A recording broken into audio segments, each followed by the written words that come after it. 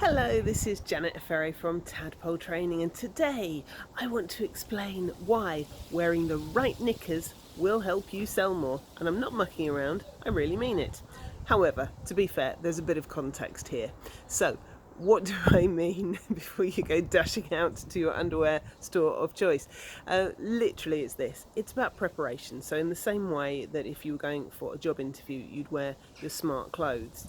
When you're in sales, you need to know that not only do you look good on the outside, but you're good on the inside.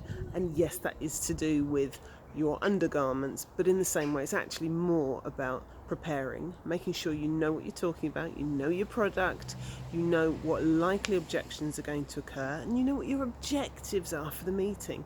So, in simple terms, yeah, a pair of knickers may not make that much difference, but the fact that you know that you're wearing really decent stuff in the same way you know that you've got a really decent product, it's that can transform the sale. So quick one today, check your undies drawer, it'll all be fine.